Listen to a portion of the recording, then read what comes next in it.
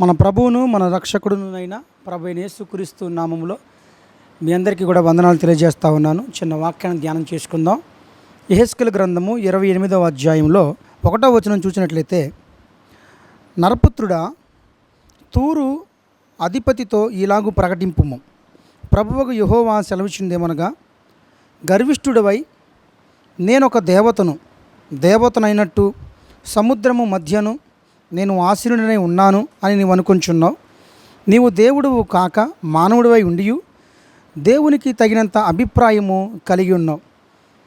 చూడండి ఇప్పుడు దేవుని బిడ్డలారా, దేవుడైనటువంటి ప్రభువు యెహెజ్కేలుతో మాట్లాడుతూ, యెహెజ్కేలు తూరు అధిపతితో ఎలాగూ మాట్లాడు, ప్రవచించు అని చెప్పి అంటా ఉన్నాడు. అంటే ఆ తూరు పట్టణము ఆ దినాల్లో ఆర్థికంగా బలంగా నిలబడినటువంటి ప్రాంతం అది. ఆ పట్టణ ప్రజలందరికీ కూడా బంగారము, వస్త్రాలు, కాస్మోటిక్స్ ఇవన్నీ కూడా చక్కగా లబ్ధి పొందుతున్నారు. సముద్రం వ్యాపారం ఉంది, ఆర్థికంగా చక్కగా నిలబడగలిగారు. వాళ్ళు నిలబడగలిగిన తర్వాత వాళ్ళకు వచ్చింది ఏంటంటే గర్వం వచ్చేసింది, అహంకారం వచ్చేసిన తర్వాత ఇక వాళ్ళందరూ కూడా ఎవరి మాట లెక్క పెట్టట్లేదు. దేవుడిగా వాళ్ళే భావించుకొని మనం దేవుళ్ళము, మనకేమీ కూడా తక్కువ లేదు, మనమంతా కూడా సమృద్ధిగా ఉన్నామని చెప్పి వాళ్ళు అప్రిషియేట్ చేసుకుంటా ఉన్నారు, సెల్ఫ్ చేసుకుంటా ఉన్నారు. అప్పుడు యెహెజ్కేలుతో మాట్లాడుతూ, యెహెజ్కేలు నువ్వు చెప్పయ్యా అని చెప్పంటూ, మీరు గర్విష్ఠులైపోయారు, అహంకారులైపోయారు కాబట్టి మీ విషయంలో నా దృష్టికి మీరు ప్రతికూలంగా ఉన్నారు కాబట్టి నేను మీకున్నటువంటి ఆ శోభాతిశయమును, మీకున్నటువంటి ధనమును, బంగారం అంతను కూడా తీసి వేరే వాళ్ళకి ఇవ్వబోతున్నానని చెప్పి అక్కడ కింద వచనాల్లో గద్దించినట్టుగా కనబడుతూ ఉంది. చూడండి ఇప్పుడు దేవుని బిడ్డలారా, దేవుడు ఎందుకు అలా చేశాడంటే, వారు అహంకారం పెంచేసుకున్నారు, గర్వం పెంచేసుకున్నారు, దేవుళ్ళుగా ఫీల్ అయిపోతున్నారు వాళ్ళు. ఈరోజు చాలామంది కూడా ధనవంతులైనటువంటి వారందరికీ కూడా ప్రేమతో మనవి చేసేది ఏంటంటే, ఆ ధనము మనకి సమృద్ధిగా ఉంది, మంచిదే, కానీ అహంకారం రాకూడదు, గర్వం రాకూడదు, మనం దేవుళ్ళుగా ఫీల్ అయిపోకూడదు.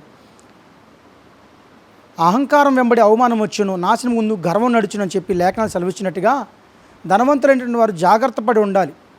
ధనవంతులైనటువంటి వారు పరలోక రాజ్యంలో ప్రవేశించడం దుర్లభము అని అన్నాడు. అంటే చాలా జాగ్రత్త కలిగి ఉండాలి, ధనవంతులు వివేకం కలిగి ఉండాలి, ఒదిగి ఉండాలి. తూరు ప్రజల్లాగా మనం ఏదో అనుకుంటే కనుక ఖచ్చితంగా దేవుని దృష్టికి ఒకవేళ మీరు పడితే కనుక ఆయన మీ విషయాల్లో చాలా శ్రద్ధ కలిగి ఉంటాడు. కాబట్టి జ్ఞాపకం చేసుకోండి. ఆ దినాల్లో ప్రభువైన యేసుక్రీస్తు వారు ఒక ఉపమానం కూడా చెప్పారు. ఒక ధనవంతుని భూమి సమృద్ధిగా పండెను, నా పంట కూర్చుటకు నాకు స్థలము చాలదు కనుక నేనేమి చేతును అని తనలో తాను ఆలోచించుకొని నా కొట్లు విప్పి వాటికంటే గొప్ప వాటిని కట్టించి అందులో నా ధాన్యమంతను సమకూర్చుకుంటాను.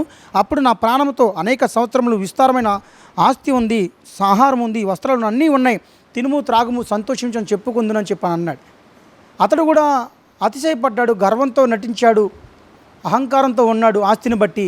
తర్వాత దేవుడు అంటున్నాడు, నీవు నా దృష్టికి ప్రతికూలంగా ఉన్నావు కాబట్టి వెర్రివాడ, ఈరోజు రాత్రి నీ ప్రాణం అడుగుతున్నారు, అప్పుడు నువ్వు సంపాదించిన సంపద అంతా ఎవరిది అని చెప్పి అన్నాడు. కాబట్టి గ్రహించండి, ధనవంతులైన వారికి ఉండాల్సింది ఏంటంటే ఒదిగి ఉండటం. ఎదిగే కొద్దీ ఒదగమని అన్నటువంటి మాటను బట్టి నేను చెప్తున్నాను. ధనవంతులైన వారందరికీ కూడా సామాన్యంగా వస్తుంది గర్వం, అహంకారం అనేది.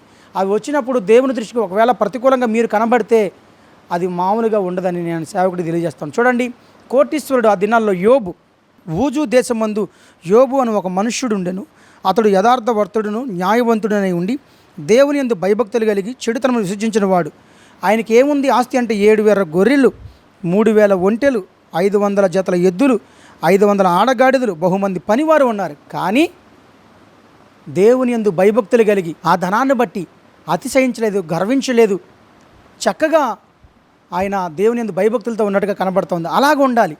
ఎదుగుతున్న కొద్దీ ఒదిగి ఉన్నప్పుడు దేవుడి దృష్టికి మనం కనబడతాం, అప్పుడు ఇంకా మనల్ని దీవిస్తాడు. ఎందుకంటే ఈ నా బిడ్డలు ఎంత ఇచ్చినా సరే నా వైపే ఫోకస్ పెడుతున్నారు కాబట్టి వారిని ఇంకా హెచ్చించాలి అని చెప్పి దేవుడు ఆలోచన చేస్తాడు. ఆ తూరు అధిపతులు అందరితో, ఆ తూరు ప్రజలందరినీ కూడా తర్వాత నాశనం చేసినట్టుగా కనబడుతుంది. కాబట్టి ప్రియదేవుని బిడ్డలారా, దేవుని దృష్టికి మీరు ఎలా ఉన్నారో చూసుకొని మీ ప్రవర్తన మార్చుకోవాలి. అహంకారము, గర్వము ఇవన్నీ మంచిది కాదని ఆయన సేవకుడిగా ఈ మాటలో తెలియజేస్తున్నాను. కాబట్టి గమనించవలసిందిగా నేను ఈ మాటలు ముగిస్తున్నాను. ప్రార్థన చేసుకుందాం. స్తోత్రములు తండ్రి, పరిశుద్ధుడైన మా ప్రభువానికి వందనాలు, స్తోత్రాలు.